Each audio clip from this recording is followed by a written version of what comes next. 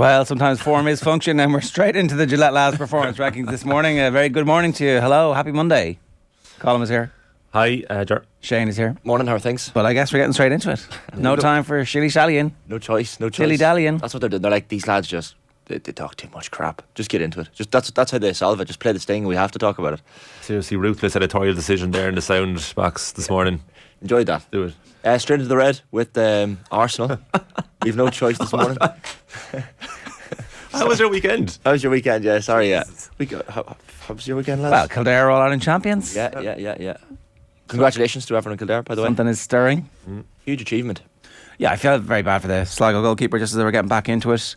Ends up making a good save, tipping the ball over a crossbar with a shot that was dipping that could have embarrassed him. And then Kildare win the next two kickouts and score 1-1 off it. And it's the turning of the game. I think Kildare were going to touch them off anyway, and then obviously the game is gone and they win well in the end. But it was in the melting pot, and certainly there were some concerns at that stage from Kildare. I was like, are we going to blow a big lead in this? We might. I don't know.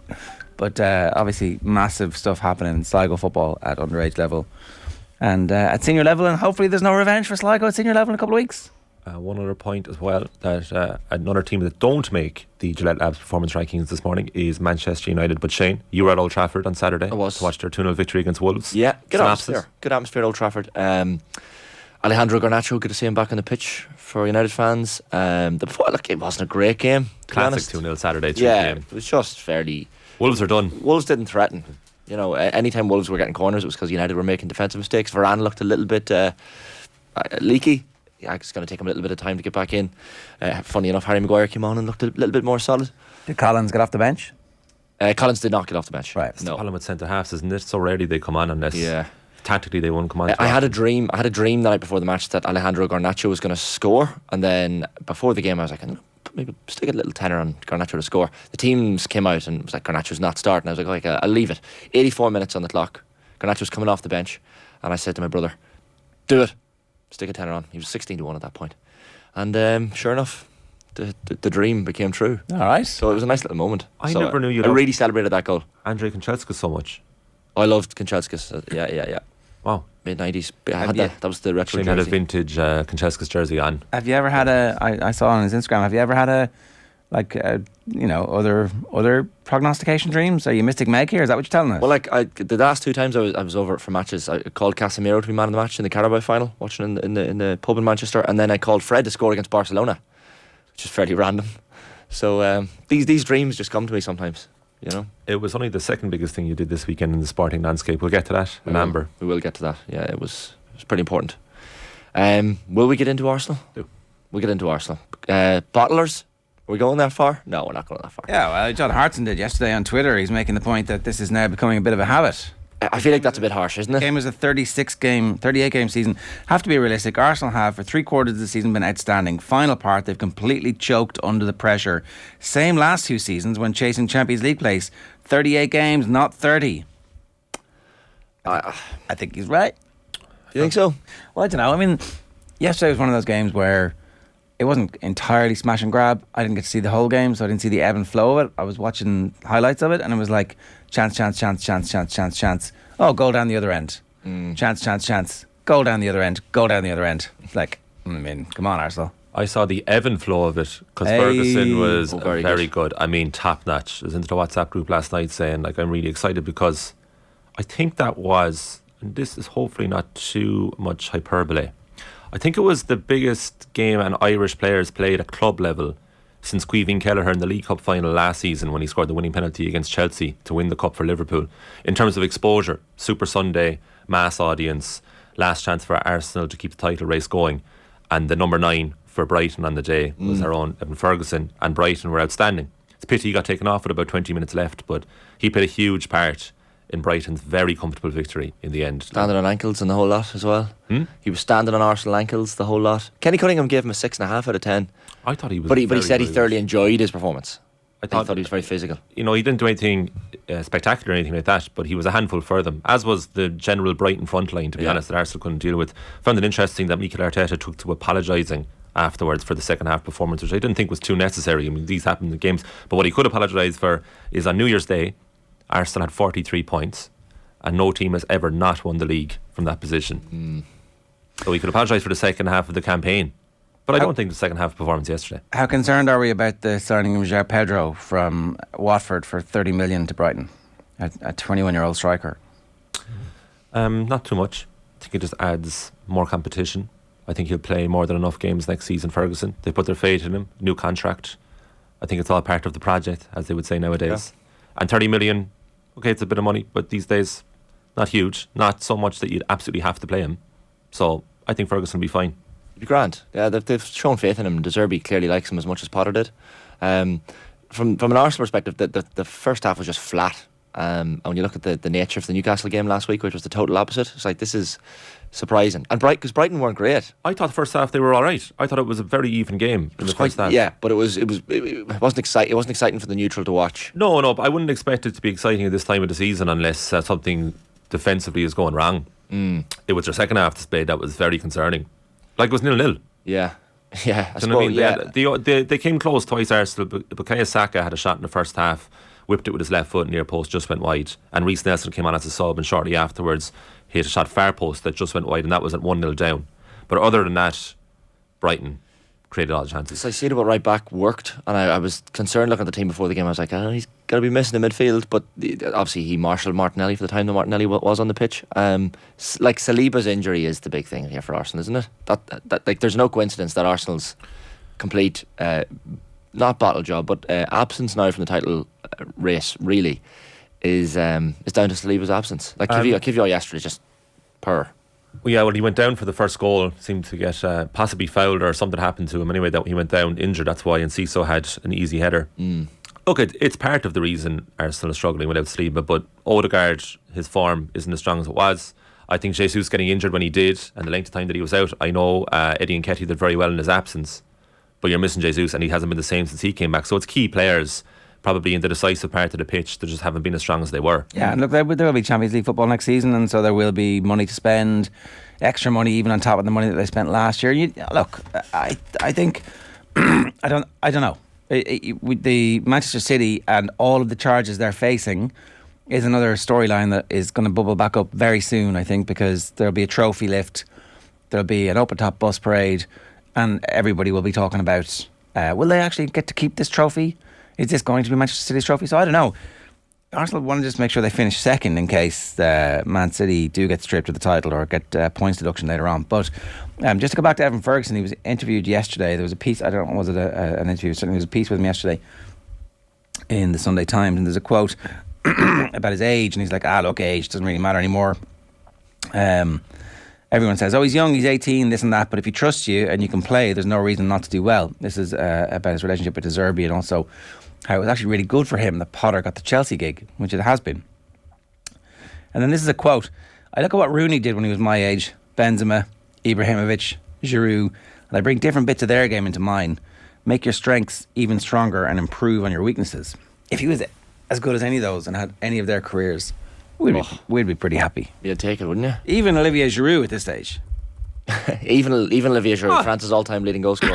Yeah, you take Olivier alone. Men's leading goal scorer, of course. 53 goals in 122 international appearances. Yeah. We're asking Keith Tracy on Friday in the kick-off as an Arsenal supporter, where would he strengthen in the summer? Robbie Keane had 68 goals, so he wouldn't quite fulfil John O'Shea's prognostications. Anyway, sorry. And so Tracy was mentioning right back. He is an Arsenal fan. Yeah, big one. And I think that's kind of been vindicated from yesterday when Karim Matoma absolutely destroyed Ben White all game long.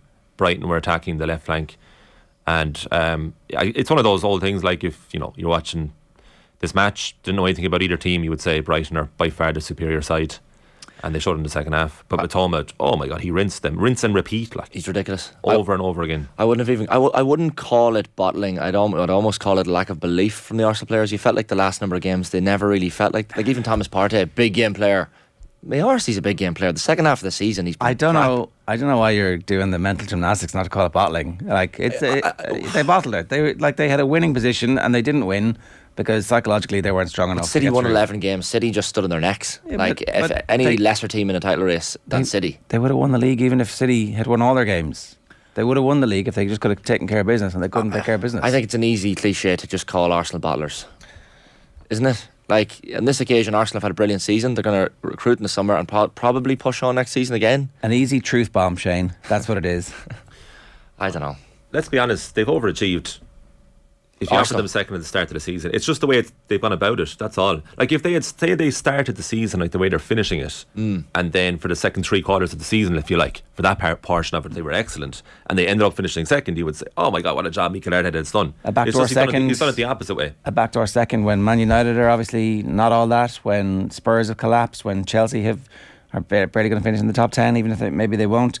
Like, is it all that impressive to be better? Or Liverpool in crisis? Is it really that impressive to be best of the rest?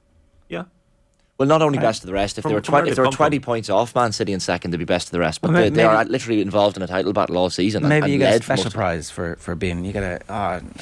Attaboy. Well done, you. A little bronze. It's not a patronising second. I'm not saying that. I would never say that. It's not a patronising second. No. If you're involved in a title race, it's hardly a patronising second. But when they were 8 points clear at one stage, was the highest lead they had. And I just never believed that they believed they were going to win the league. Exactly. Because they're ahead of schedule. Yeah. But it's still, like, if they get better this summer, do you know who they can get? There is no schedule. Do you know who they could get? There's no schedule. Do you know who they could get? A-listers who've fallen out with a club, right? Or B-listers who were kind of not quite the absolute top B rung. Because those players are going to go to, like, Real Madrid, Man City. They need A-listers that have fallen out with clubs or middle of the road kind of B-listers. That's how they're going to improve their team. Because I don't think they're absolutely the pinnacle of where you want to go. Did Zinchenko and Jesus really improve the team to the point where they're now title contenders, or did we overrate that narrative a little bit? Who gave the ball away? Was it Zinchenko? Possession for the goal? No, Leandro Trossard. Trossard. Trossard. Yeah, he tried to flick it around the corner. He hit the crossbar. Trossard when he came on. That was the other chance they had. Yeah. No, like, I don't think... I think you're all being seduced by Arsenal because they've had a good season and it's recency bias. You were seduced by them. I wasn't. You were definitely saying at the time. I think I made a mistake, but at the start of the season, Nathan was like, "Oh, they are the real deal." I was like, "Okay, well, I think they're still going to be Arsenal at the end of the season," and they are. Well, when they got rid of Zinchenko and Jesus, Man City, it was for a reason. They were squad players. Yeah, but Arsenal wouldn't have been in the title race without them. It's also financial fair play. Yeah, for another reason. There you go. Arsenal would not have been in the title race without Zinchenko or Jesus. I know Jesus was injured for a period, but they wouldn't have been. If you look at Arsenal's squad, Manchester United's squad, Chelsea's, even Tottenham's, they've done very well this season. Yeah. It's the order of how they've gone about it is why people think they've bottled it. I just think bottled they were never. I just don't think they were ever going to win the league, even at 8 points clear. The only time I thought maybe when they were 2-0 up at Anfield. Can you show me the schedule where they arrive at the end? What's the end point of that schedule? What was the schedule between 1986 and 1993 for Alex Ferguson? You know, they were like, this guy's got to go. I mean, you know, you can get there. It turns out there wasn't a schedule, and he would have been fired in the modern game. Yeah, exactly. Yeah. So what's your point? My point is that this doesn't necessarily have to be the end. Well, no, but of Arsenal's ascendancy. It could well be. It's not a one-season wonder? I don't think so. The downturn was a month ago tomorrow. It was West Ham away when they went 2-0 up. No, it was 2-0 up at Anfield. Well, that was another one, but like the West Ham game, you're 2-0 up and cruising. And like that Liverpool game was so insane and chaotic that anything could have happened. But like the West Ham game was like, Arsenal need to win this match. And then they let Arsenal them back were in. supposed to be closing the goal difference. If you were Evan Ferguson and Arsenal came in for you this summer, would you go to Arsenal or would you stay at Brighton? And if you're offered equal opportunities at both? Tell me who the manager is. Is De Zerbi staying? Same managers. And if De Zerbi's staying, you got to stay. But Mikel Arteta is one of the most promising managers around. Is he? Oh, is he not? I don't know. I'm like, I don't know. I want to wait and see now what happens next. Can he manage a club where there's Champions League on a Tuesday or Wednesday and then Premier League games at the weekend? And let's just wait and see. I think Arteta has a vision, but like when Kevin De Bruyne pushed him over, that was the end of the season. That was his Billy Big Bollocks moment, and he failed. He's like, leave me alone, Kevin De Bruyne. What are you doing? Screenshot that face. It was good. Yeah. I think that was just a moment. This has been a gradual. How have the results been ever since, Colm? Well, is that the reason? I just think that sometimes if you're going to act the big man on the sideline, then everything has to go your way. But why do we have to put this as an intangible thing, bottling? Why can't we look at the actual physical things? They have no strength and depth compared to City. They like as soon as injuries happen, they don't have the players to replace them. So the current players are tired. That's why they're losing matches at the moment. Like There are actual scientific reasons behind these results. Did he not pick a good team deep into the competitions that he was involved in? Like, could he not have rested players and decided, okay, Europa League doesn't really matter for us at all? Maybe, but he did get unlucky with injuries as well. Like, you need luck to win leagues as well, a little bit. All right. I mean, look, Man City are very good, but like, it was West Ham. All he had to do was try and beat West Ham and keep the form going, and they couldn't do it. Okay, Arsenal are in red. What else? Waterford are also in red, lads, after the game against Clare at the weekend. And I don't know, you'd be worried about Waterford hurling because you compare the two teams at underage level, minors and 20s, and Waterford are really struggling at underage. Clare just won a Munster minor championship. I think they're in the under 20s final tomorrow or tonight maybe. But Waterford had so many wides in the first half. They had the goal chance from Barron, but it was just not good. And you'd have to say similar to the Brighton as well. Clare didn't play like the best that they can play. So Davy Fitzgerald was understandably disappointed afterwards. I think he referenced the referee's performance as well and just wasn't happy with the sending off, the second yellow. The game didn't really flow. James O'Connor made that point on punditry with ourselves as well, that the referee maybe should have let the game flow. So from a neutral perspective, wasn't hectic to watch. But from a Clare perspective, you're backing up the Limerick wins. So Waterford, I don't know. You're back to the well to play. Is it Tipperary, I think, next for them? Clare play Cork. So you'd be worried if you're a Waterford fan. They just can't handle this round robin championship in Munster. They don't know how to deal with it the last couple of years. Or would you be worried? The feeling I get from the Waterford supporters is a bit of apathy. Like, they were criticised for their attendance at Páirc Uí Chaoimh against Cork. Yeah. A few scattered white jerseys amidst the red. And the problem as well, like, is their fight. Like you were saying there, Shane, they weren't too bad in the first half. There was only a goal in it at half time. They had 15 attempts to Clare's 23. And once again, Davy has to come out afterwards and defend his side, but very differently in the manner he did it after the Cork game, where he was very forlorn and deflated. Now he's coming out all guns blazing. He was speaking to our own Aisling O'Reilly, among a number of others, Jonathan Higgins as well, over the weekend after the game. And it was the message was, we'll be back. We're going nowhere. We're going to improve. But this, I think, goes behind Fitzgerald, the whole problem. Like you said, Shane, their record recent round robin, it's awful. Yeah. It's like really horrendous. Like, just one win from 15 attempts going back to 2018. And that's 6 championship defeats in a row. That's shocking. One win in 15. Like, they've got to 2 All-Ireland finals very recently. They were 3 points within Galway in 2017. They were a Maurice Shanahan puck of the ball away from equalising. And look where they are now. Yeah, it was just a squeeze. That I mean, is Davy back next year? I think probably, but it's more of a question than you would expect. Like, the thing about Davy is generally there's an immediate surge in the team, and that hasn't been the case this year. So big challenge for him and the rest of his managerial career to get this back on track. And also, like, what's Waterford's long-term plan? What's their medium-term plan here?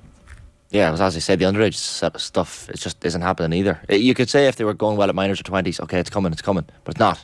Like, it's really not in Waterford. There's just no pipeline at the minute. Yeah. That's respect to those underage teams, but they're just not pushing on like the likes of Clare at underage level.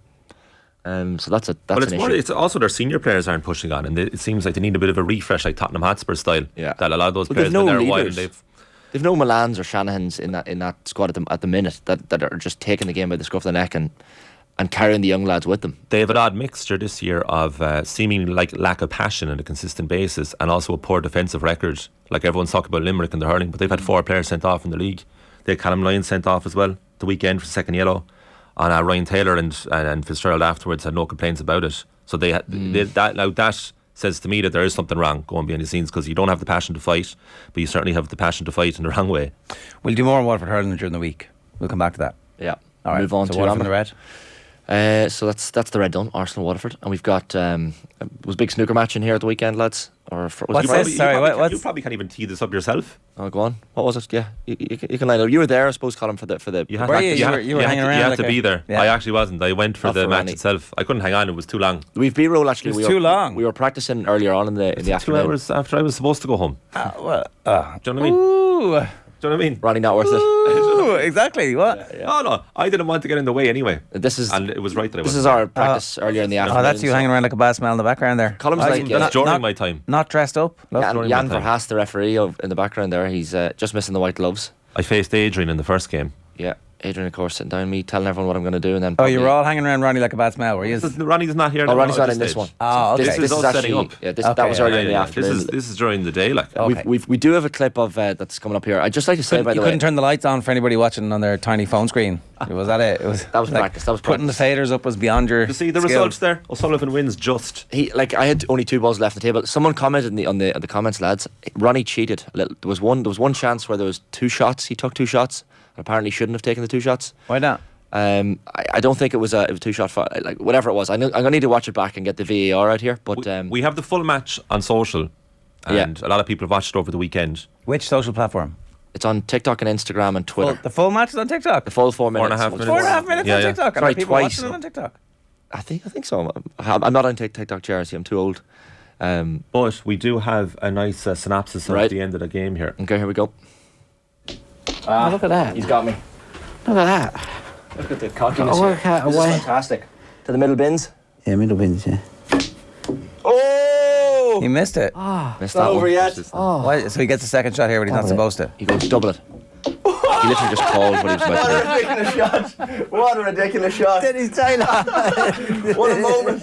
The best moment Dennis has ever Taylor. been in the Off the Bus studios.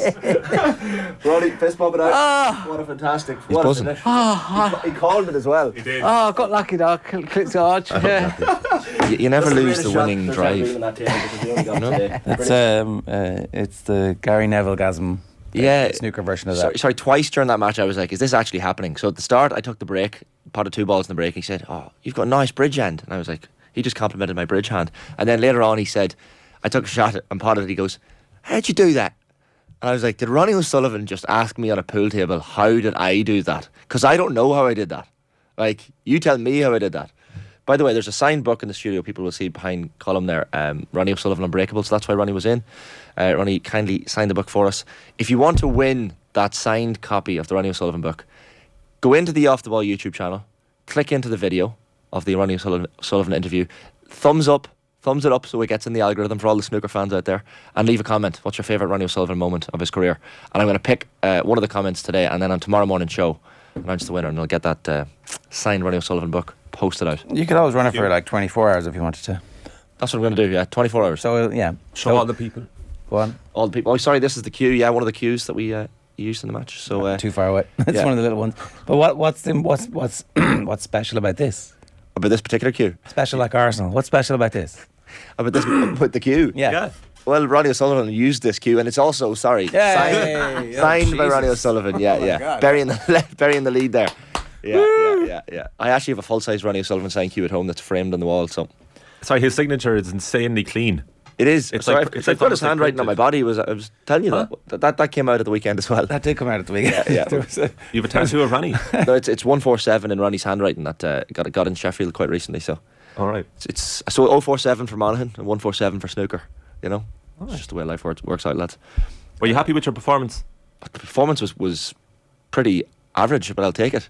Do you know, I was only 2 balls away from beating Ronnie O'Sullivan in the match. He allegedly. Was he trying? Was he in any way focused? Oh, he was fully focused. Because in the interview, He was choking his cue halfway through. He was like, "Where's the choke? Where's the choke?" I was like, "It's there." He goes, "Got it." He was absolutely buzzing. because in the interview you had with him, he was on about his concentration. He never has a problem with it. Yeah, the interview, by the way, he was unbelievable for him. Just really, really honest, candid. 41 minutes. If you're interested in watching, That's available everywhere as well. During the World Cup in 2006, Garth Crooks gave a particularly interesting interview with Sven Goran Eriksson post-match, and Eamon Dunphy famously said, "That's the first time I've seen sex between 2 men on the BBC." There was definitely a lot of fanboying going on in the middle of the snooker bit in particular. Oh, the snooker bit, there was now the interview. There was obviously it was full on interview mode. But if you're playing pool, sorry, I'd like to think if you were playing crazy golf or whatever with Tiger Woods, you'd be pretty much eyeing up his putting technique. I was like, I don't care if there's a tiny little cue. I'm watching everything he's doing so carefully here. He just has big hands, not a tiny cue. Do you have a sports person that you'd like to play a sporting event with? 'Cause that's one of Shane's dreams realised. There you go. Yeah. He obviously was very generous with his time. He was brilliant because he came in and obviously knew me from before. He was like, "Oh, we met 2 weeks ago at the Crucible." Well, I mean, you remember did point that out. Yeah, no, but we were talking about it beforehand. I met you here, and I met you here, and I met you here, and then you recognise me there. I was just in case. I'm just reminding him of all the interviews. He said it outside. He said, "Oh, we spoke with Jimmy before, didn't we?" I was like, "Yeah, we did." With Jimmy White. So no, he was in great form. I have to say, very kind with his time. His entourage. Remind me who this geezer is again. Yeah. What's this guy's name? You won't answer me, will you? A sports person you want to play with? Yeah, well, Shane. That's one of Shane's dreams. Oh, like you've got to play tennis with McEnroe. Becker. Started watching Boom Boom at the weekend. Only the first 20 minutes of it, but such a pretty good answer. What's yours? Looking forward to that. Tennis with Goran Ivanisevic. Tennis with Goran Ivanisevic. Yeah. Both tennis Slightly answers. problematic, but anyway, go on. Do you know? I don't think so. No. Nah. Yeah. Do you know? Maybe. Do you know? Yeah, so that was my one realised. But yeah, Ronnie in great form. Sharp. Would you not just play tennis with Jenny Claffey and she could beat the crap out of you? She's actually offered to play me, but You're too scared. yeah, like she's going to absolutely hammer me. Yeah, but that's like at least you played somebody who played somebody. Then finally, when you're banging on about it to your mates in the pub, they'll be like, "Oh, great, another tennis story." So, throw the ball around with Tom Brady, maybe. Well, you wouldn't be able to catch it, and he'd You wouldn't be be able to catch it. Oh. like you'd be doing rugby underarm, and he'd be like, "What is this?" Yeah, it'd be that'd be pretty tough. Do you know? Who did I play with? You can't play like the sport that they were good at. Yeah, maybe you play someone that you love in a different sport that you could have a chance of beating. Like Lee Sharp in table tennis. Very Alan Partridge, actually. Yeah. That idea. I mean, obviously golf with Roy Keane would be great watching him. Oh, He doesn't play. break the clubs and. He doesn't play golf. Hates it. Well, there you go. I mean, Yeah. all the more reason to play with them. No. I'd obviously missed the fact that you were trying to get to the signature on the cue. Someone says Shane missed the cue there from Ger. Hey. Very good. good. Yeah, it was very good. Right, come on. We were like, we started this early. And Yeah, we we did. haven't even got to the How did greens. this happen? Let's move on to green. Shane McGuigan had a stormer for Derry in the Ulster final yesterday in the lovely sunny confines of Clonus. 30,000 odd fans in Clonus. Lovely day. Walking up the hill, everyone seemed to be in good vibes from what I was judging on the TV cameras. I was in Monaghan. There was a few Derry and Armagh fans around in Monaghan town. They got lost, did they? Got lost. Yeah, I suppose the people just couldn't get tickets. They were flying out the doors. It was a good game. Maybe not so in the first half. A little bit back and forth, but in extra time when you have Shane McGuigan taking the game by the scruff of the neck, and that's probably why we've picked him in the green, because the 50-metre free was unbelievable. Like, you backed him all day long to put it over. And then Rian O'Neill was able to match him with an equaliser for themselves. You thought Rory Grugan with that last ditch free was going to possibly send it over. There was a little bit of a blustery wind. I think Conor Gilligan was pointing that out with Aisling O'Reilly after the game. So maybe not the easiest to freeze for Grugan. But when Armagh go 2 ahead in extra time, you're thinking they're going to push on here actually and probably win this. So it showed a little bit of fight. And McGuigan, I know Conor Glass was full of compliments for Shane McGuigan afterwards, and he was unbelievable against Monaghan in the semi-finals as well. His shooting accuracy, he takes on shots from angles. You're like, this is ridiculous, but more often than not, it goes over. He wasn't just very complimentary. He put him in the top 3 forwards in the country Yeah. alongside Conor Callaghan and David Clifford, Yeah, which is like high end. tough to argue with that, though, isn't it? Well, it's a bit of pressure for him now, you know. A little Like, bit, maybe. He's ahead of Shane Walsh, but Shane Walsh hasn't done it since last year's All-Ireland final. So How about Conor Glass's penalty? Oh, He was telling our own Aisling afterwards that he was going to go bottom left. he changed his mind. Last split second went top right. which is always what you shouldn't do in a penalty shootout. Don't change your mind, but clearly it worked in this occasion.